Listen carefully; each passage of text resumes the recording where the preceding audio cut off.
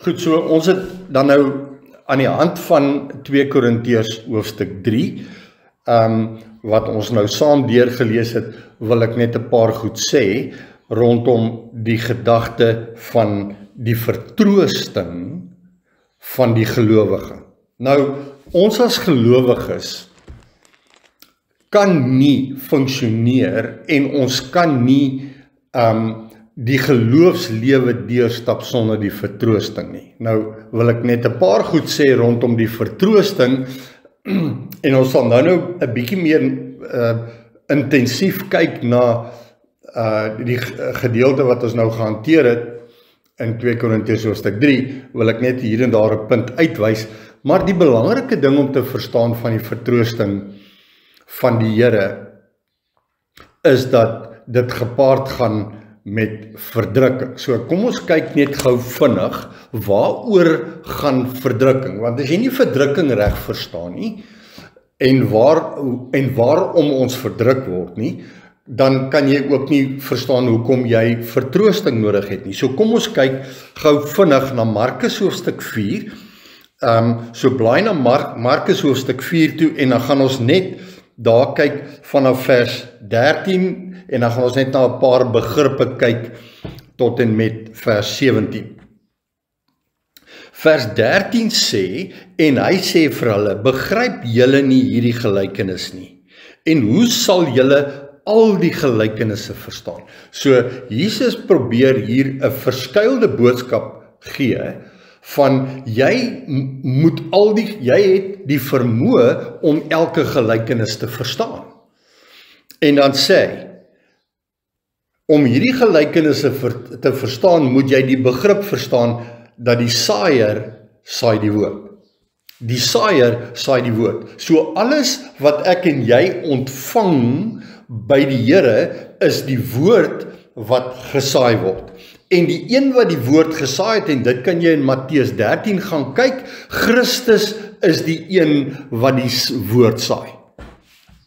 So kom ons laat dit daar, die punt is, die saaier wat die woord gesaai het, Christus, het die woord vir jou en my gesaai. Nou sê hy, vers 16, net so ook is hulle by wie op die rotsagtige plekke gesaai word. So ons weet, die gelykenis van die saaier verwys na die 4 tipes plekke waar die saad saai. Die saad is die woord, dit kan nie verander nie. Maar die tipes grond waarop die saad beland, is Jesus besig om uit te spel, en ek verwys nou hier spesifiek na, en net soos hulle by wie op die rotsagtige plekke gesaai word, vers 16. Wat, as hulle die woord hoor, dit dadelik met blydskap aanneem. So dis jou tipiese ou wat in die kerk kom sit, en hy hoor die woord, hy wil Jesus aanneem, en hy vat die woord onmiddellik. En dan sê in vers 17, maar geen wortel in hulle self het nie. Hulle is net vir 'n tyd. Later, as daar verdrukking of vervolging kom, terwille van die woord, struikel hulle dadelik. So wat is die punt? Wanneer mense die eerste keer na die Here toe kom, en hulle begin 'n ernstige pad te stap met die woord, dan kom daar 'n verdrukking en vervolging terwille van die woord wat hulle ontvang. En dis 'n baie belangrike beginsel om te verstaan. Verdrukking en vervolging word jou deel die dag as jy die woord van God met alle erns opneem. Nou, die van julle wat nou al hierdie pad gestap het, sal weet. In die tye toe ons boelangs met die woord van God gewerk het, kom ons noem dit dan nou maar casual inquiring, met ander woorde, jy het tot bekering gekom, en jy het in die kerk gesit, en jy het nie regtig tyd in die woord gespandeer nie, jy het nie met insig met die woord van God gewerk nie, jy het maar net gaan luister wat die predikers vir jou gesê het, en die vraag was daar vir jou enige verdrukking in daardie tyd gewees? En dan moet jy die vraag vir jouself vra, is daar nou verdrukking in jou lewe as gevolg van die woord, want die verdrukking is, en dis die twee goed wat ons by mekaar moet aanhak. Die waarheid van die woord van God lei tot verdrukking van die gelowige. En die twee is onlosmaaklik van mekaar. Nou kom ons gaan net gou weer terug na 2 Korintiërs hoofstuk 1 toe, wat sê, geseënd is die God en Vader van ons Here Jesus Christus, die Vader van ontferminge. Nou daai ontferminge beteken mercies. Die Vader van ontferminge en die God van alle vertroosting. Nou, so die Vader het 'n hart van ontferming, en daai ontferming beteken mercies. Your mercies are new every morning. Ons kry dit in die skrif, en dis God se hart. God se hart is om, as gevolg van die feit dat ek en jy, wanneer ons met die woord besig is, en daai woord val in ons harte, dan is daar 'n vrug op die woord wat ons ontvang. En omdat daar 'n vrug is, wil die vyand voorkom dat daai vrug in jou lewe tot stand kom. So wat is die vrug van die woord? Dit is die saad van die woord wat in jou hart val, en elke saad het 'n vermoë tot vrug. Nou, ekskuus, ek moet nou net gou jou terugvat na 2 blaaie terug, 1 Korintiërs hoofstuk 15. 2 Korintiërs 15 sê, vers 36, 1 Korintiërs 15, ekskuus nie 2 nie, 1 Korintiërs 15, wat jy saai, word nie lewendig as dit nie gesterf het nie. En wat jy saai nie die liggaam wat sal word nie, maar 'n blote korrel, byvoorbeeld van koring of iets anderster. Maar God gee dit 'n liggaam, soos hy gewil het, en aan elkeen van die saadkorrels sy eie liggaam. Nou julle, weer 'n keer, Markus 4, julle almal ken die skrif in Markus 4, vers 26 tot 29, wat sê, die saaier saai die woord, en dan kom hy, en dan is daar eers 'n halm, en dan 'n aar, en dan 'n volle koring in die aar. So, dit is hoe elke saad in jou en my lewe werk. Jy moet eers die saad saai, en dan is daar 'n tydsverloop, en ons weet, Jesus het gesê, Jesus se woorde was, sê julle nie nog 4 maande, dan kom die oes nie. Want jy sien, die oes wat ek en jy moet kry, is die vrug op die saad wat ons in ons harte saai. Ons almal ken die beginsel. So, ek kom terug na die vertroostinge van die Here, lê in die feit, hy noem dit die ontferminge, wat beteken die mercies. En wat is die mercy wat ek en jy nodig het? Die mercy lê verskuil in die saad wat die woord van God is, wat tot vrug moet kom in jou lewe, wat jou en my vertroos. Want wanneer ek en jy met die woord van God besig is, dan kom die verdrukker, die Satan, met alles in hom, om die saad wat ek en jy gesaai het, te probeer vernietig. Met ander woorde, hy wil jou en my net ontmoedig. Want jy sien, omdat jy nou verdrukking beleef, so, hoe werk die verdrukking? Die verdrukking werk op verskeie maniere. Daar is 'n klomp natuurlike goed wat jou onder druk plaas. Goed, so, maar dis tweeledig. So kom ons kyk net gou vinnig na die kortliks, nou, wat se tipe verdrukkinge kom daar? Daar kom probleme by jou werk, daar kom probleme in jou verhoudinge. Jy het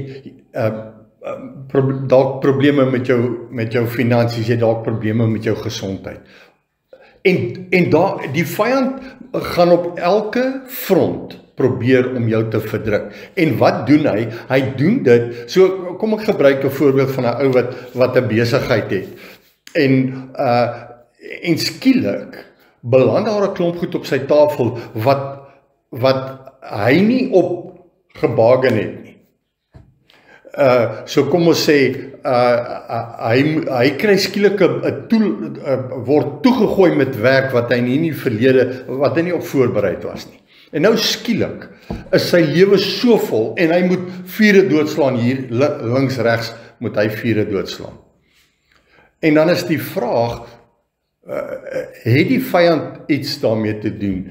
En dan is die kanse baie goed dat dit so is, dat die vyand dit gewerk het. Want wat wil hy doen? Hy wil jou bring op die plek van moedeloosheid, dat jy sê, ek het nie tyd om tyd in die woord te spandeer nie, ek is moeg in die aand, en jy gaan slaap, en jy staat moeg op in die oggend, want jy sien die ding is, die verdrukker werk op ons natuurlike, maar hy werk ook. En dis waar vir my die belangrike deel is hy werk ook op die geestelike. Want die oomblik wanneer jy met hierdie goed begin besig raak en die Here begin vir jou die openbaringe van sy woord te gee en jy kom en jy deel dit met mense en dan begin hulle jou teë te gaan op alles.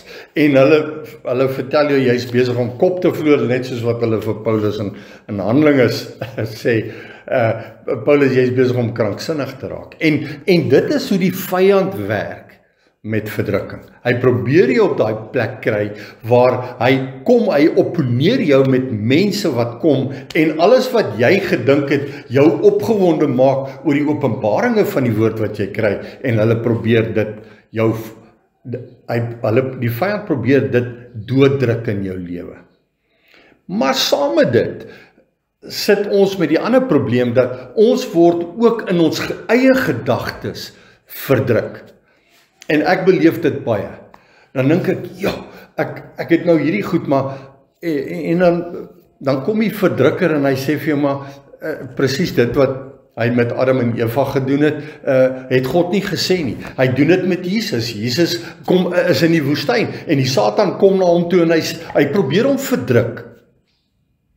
Hy probeer vir hom sê, eet van hierdie, sê vir hierdie klippe, hulle moet brood word, en al die goeders wat hy probeer doen, om my en jou af te trek van dit wat God vir ons bedoel het. En dit is alles deel van die Satan se strategie. So, maar nou, omdat ons dan deur die verdrukker aangeval word, het ons net een plek om na toe te gaan, en dis na die vertrooster toe. So hy sê, die Vader van alle vertroosting, vers 4, van 2 Korintiërs hoofstuk 1, wat ons troos in al ons verdrukking. Want wanneer die verdrukking kom, moet jy teruggaan na die woord toe, jy moet teruggaan na die Vader toe en sê, Here, maar U moet my nou help, want ek het nou weer vertroosting nodig. Sodat ons die wat in allerhande verdrukking is, kan troos. So, die vertroosting en die verdrukking werk hand aan hand. So, wanneer die vertroosting kom, dan kom die verdrukking, wanneer die verdrukking kom, moet ons na die vertroosting toe gaan. En dis 'n konstante wisselwerking. En ek wil nou vandag vir jou kategorie sê, dat as jy nie gaan vertroosting vind, omdat daar verdrukking kom nie, gaan jy iewers langs die pad, gaan jy afvallig raak. Want jy gaan moedeloos raak, want jy gaan nie hierdie stryd wen op jou eie nie. Jy het die vertroosting van die woord nodig. En dit is, toe ek gedink het oor hierdie hele gedagte van, want waaroor gaan vertroosting? Het gaan oor die bemoediging. En ons dink, ons moet mekaar bemoedig met allerhande, ag, die Here is lief vir jou, en jy hoef nie te worry nie, en die Here gee om, en jy moet net die Here vertrou, en al die ou bemoedigende woordjies, wat ons vir mekaar sê. Maar die bemoediging lê in die vertroosting, en die vertroosting lê in die saad van die woord opgesluit. En hoe meer ek openbaring kry van die saad van die woord, hoe meer vertroos dit my, maar hoe meer gaan die verdrukking word.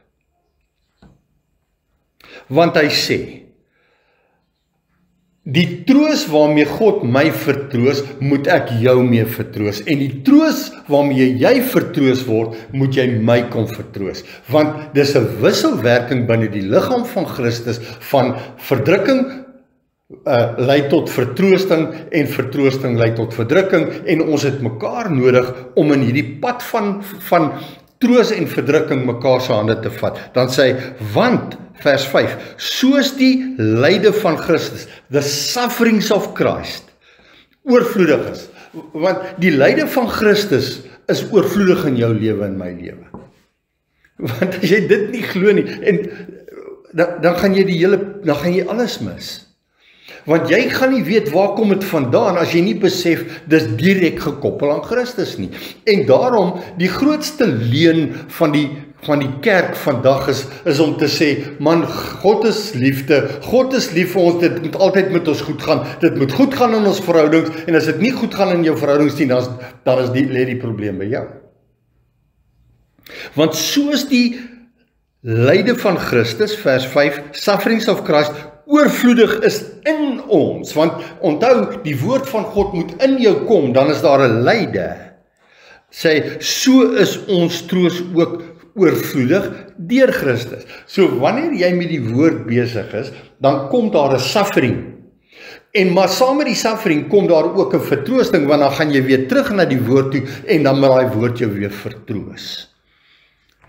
Dan sê hy, maar of ons verdruk word, affliction, if we are afflicted, dit is julle tot troos en redding.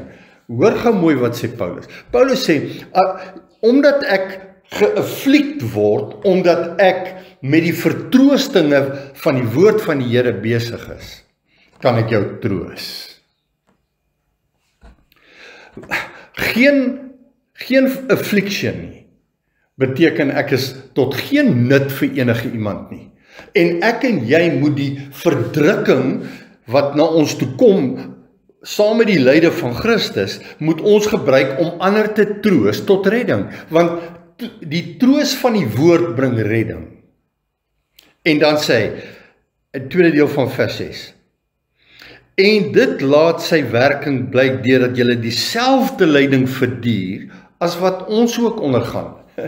Want jy sien, die vyand werk op dieselfde manier met elke gelowige om ons te verdruk wanneer ons begin deel kry aan die vertroostinge van die woord. En of ons getroos word, dit is julle tot troos en redding. So beide die lyding en die troos lei tot troos en redding. Jy kan maar vers 6 gaan lees. Beide die troos en die verdrukking of die lyding lei tot troos en redding vir die liggaam. En daarom die belangrikste punt is jy moet die twee aan mekaar skakel. Watter twee? Vertroosting en verdrukking. Sonder vertroosting, geen verdrukking. Sonder verdrukking, geen vertroosting. Want dis 'n absolute wisselwerking. Vers 7. En ons hoop vir julle is vas, omdat ons weet dat net soos julle deelgenote is aan die lyding, so ook aan die troos. En ek wil nou vandag dit baie duidelik stel, dat as jy nie lyding het nie, kan jy ook nie aanspraak maak op die troos nie. Want wat is die troos? Die troos is die woord van God wat vir jou vrug gaan oplewer. Dit's waar die troos lê. Maar sonder verdrukking kan jy nie die troos. Met ander woorde, jy kan net nie as 'n gelowige beskou word, as jy nie deel het aan die lyde of die verdrukking van Christus nie, maar jy het ook nie, as jy nie die troos het nie. Want jy sien, wanneer mense verdruk word, dan gebeur een van twee goed. Hy hardloop of weg, of hy hardloop na die trooster toe. En ek wil jou bemoedig vandag, want dis waaroor bemoediging gaan. Bemoediging gaan nie daaroor om vir mense die hele tyd te vertel, o, die Here is so lief vir jou, ag, en byt net vas en druk nou maar net deur en moet nou nie moedeloos raak nie. Dit is nie bemoediging nie. Die bemoediging lê daarin om iemand, wanneer jy sien jy kan sien die verdrukker is besig om hierdie ou lam te lê, dan moet jy sy hand vat en sê, kom ons kyk gou-gou. Kom ek troos jou gou. Kom ons gaan kyk nie. Kom ons gaan, let's go find these mercies again and again and again. Want jy en ek het die mercies. Your mercies are new every morning. Vers 8. Want ons wil nie hê, broeders, dat julle onbekend moet wees met ons verdrukking. Wat sê Paulus? Paulus sê, julle moet bekend word met ons verdrukking, want dit moet julle deel ook wees.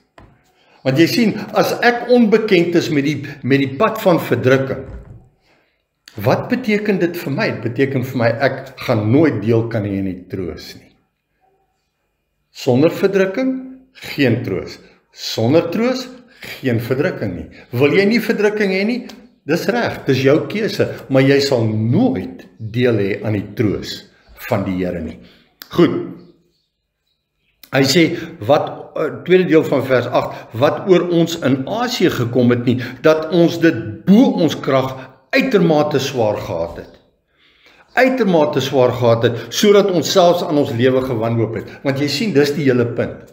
Totdat jy nie wanhoop het in jou eie lewe nie, gaan jy probeer om jouself uit te wikkel uit die verdrukking uit. Jy gaan probeer om verdrukking te vermy, en dan het jy nie deel aan die lewe in Christus nie. Jy moet wanhoopig raak in jouself, want jou troos lê in hom.